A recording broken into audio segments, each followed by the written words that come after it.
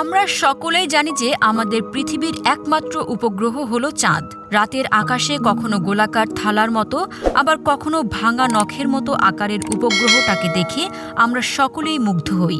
পৃথিবীর খুব কাছাকাছি আছে মনে হলেও চাঁদ আসলে আমাদের পৃথিবী থেকে প্রায় ৩,৮৪,০০০ কিলোমিটার দূরে অবস্থিত। ১৯৬৯ সালের ২০ জুলাই মানুষ সর্বপ্রথম চাঁদের মাটিতে পা রেখেছিল এবং প্রমাণ করে দিয়েছিল যে মানুষের বুদ্ধি আর জ্ঞান শুধুমাত্র পৃথিবীতেই সীমাবদ্ধ নয়। বিজ্ঞানীরা চাঁদের সমস্ত রহস্য এবং তথ্য জানার জন্য উঠে পড়ে লেগেছেন। কিন্তু আমাদের সকলের মনেই প্রশ্ন বারবার উকি দেয়, আর তা হলো চাঁদের দুনিয়াটা ঠিক কেমন? মানুষের পক্ষে কি ওখানে বেঁচে থাকা সম্ভব? আগামী ভবিষ্যতে কি চাঁদে প্রাণের অস্তিত্ব পাওয়া সম্ভব? আর এত কারণ থাকা সত্ত্বেও বিজ্ঞানীরা চাঁদে যাচ্ছেন না কেন? মায়াবাজের আজকের ভিডিওতে আমরা এই সমস্ত প্রশ্নের উত্তর খুঁজব আর আমাদের চাঁদের মাটিতে কি কি আছে তা ভালোভাবে জেনে নেব। তো স্বাগতম জানাচ্ছি মায়াবাজের নতুন একটি এপিসোডে। সবার প্রথমে আমরা চাঁদের উৎপত্তি সম্পর্কে একটু আলোচনা করে নেব। পৃথিবীর কাছে চাঁদ এলো কিভাবে? চাঁদের বয়সও খুব একটা কম নয়। বিজ্ঞানীদের মতে আজ থেকে প্রায় ৪৫০ কোটি বছর আগে চাঁদের সৃষ্টি হয়েছিল, অর্থাৎ সৌরজগৎ নিজের আকার ধারণ করার মাত্র ৬০ লক্ষ বছর পরেই। বর্তমানে বেশিরভাগ বিজ্ঞানীরা মনে করেন যে চাঁদের জন্ম হয়েছে পৃথিবী থেকেই, অর্থাৎ চাঁদ আসলে পৃথিবীর সন্তান। পৃথিবী সৃষ্টি হয়ে তখনও পরিণত হয়নি, আর তখনই পৃথিবীর সাথে এমন এক ভয়ঙ্কর ঘটনা ঘটে যা পরবর্তীকালে পৃথিবীটাকে অনেকটা বদলে দিয়েছিল। সেই সময় সূর্যকে প্রদক্ষিণ করছিল অনেক ধুলোর মেঘ এবং গ্যাসের পিণ্ড।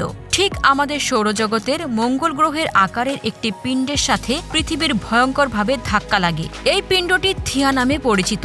এই সংঘর্ষের ফলে নবজাতক পৃথিবীর কিছুটা অংশ মহাকাশে ছিটকে যায়, কিন্তু পৃথিবীর মাধ্যাকর্ষণ শক্তি টুকরোগুলোকে একত্রিত করে এবং সেটা পৃথিবীকে প্রদক্ষিণ করতে শুরু করে। এভাবেই জন্ম হয় পৃথিবীর একমাত্র উপগ্রহ চাঁদের। নাসার বক্তব্য অনুযায়ী পৃথিবী থেকে ডাইনোসরদের বিলুপ্ত হতে যে শক্তি লেগেছিল নবজাতক পৃথিবী এবং মহাকাশীয় পিণ্ড সংঘর্ষে তার থেকে ১০ কোটি গুণ বেশি শক্তি নিহিত ছিল। চাঁদের ব্যাস ৩,৪৭৪ কিলোমিটার এবং আমাদের সৌরজগতের পঞ্চম বৃহত্তম প্রাকৃতিক উপগ্রহ হল চাঁদ। চলুন এবার চাঁদের পৃষ্ঠতল নিয়ে আলোচনা করা যাক।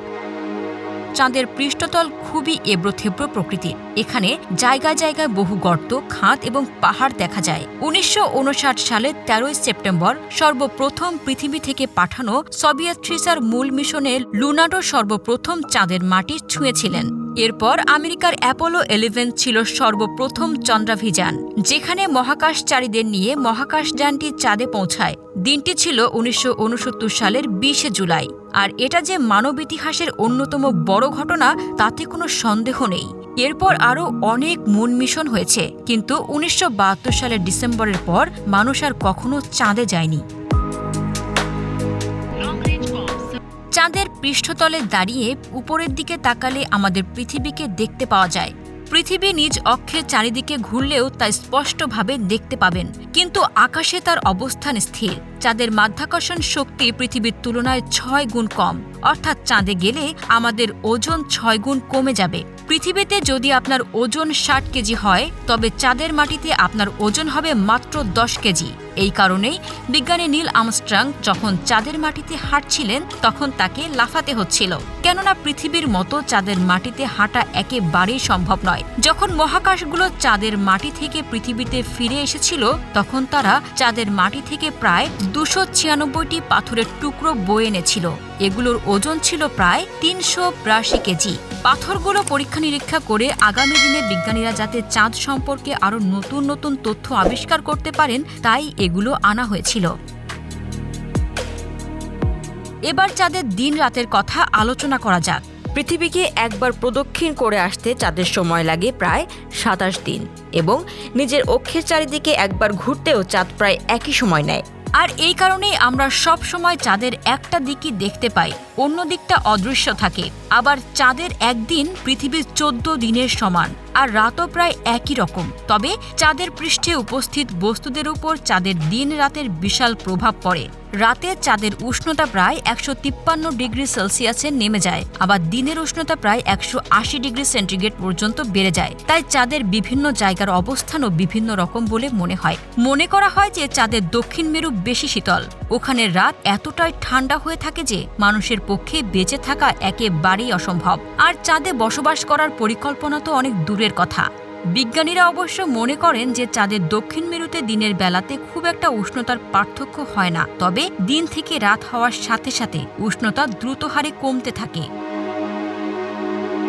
রাতের আকাশে চাঁদের স্নিগ্ধ আলো দেখে আমরা সকলেই মুগ্ধ হয়ে যাই, কিন্তু আপনারা জানলে অবাক হবেন যে চাঁদের নিজস্ব কোনো আলো নেই। চাঁদ এবং পৃথিবী সূর্যের আলোয় আলোকিত হয়, অর্থাৎ যদি কখনো সূর্য আমাদের আলো দেওয়া বন্ধ করে দেয় তবে আর কখনোই আমরা চাঁদকে দেখতে পাবো না। চাঁদ পৃথিবীর চারিদিকে প্রদক্ষিণ করার সময় চাঁদের একটি মাত্র দিক পৃথিবীর দিকে রাখার জন্য চাঁদের ওপর দিকটা পৃথিবীর কোনো মানুষই পৃথিবী থেকে দেখতে পায়নি, কিন্তু মহাকাশযানের সাহায্যে আমরা চাঁদের অপর দিকে ছবি তুলতে পেরেছি। পরিক্রমণ সময় চাঁদ নিজের অক্ষের সাথে মাত্র ১.৫৪ ডিগ্রি কোণে হেলে থাকে, যেখানে পৃথিবী ২.৫ ডিগ্রি কোণে হেলে থাকে।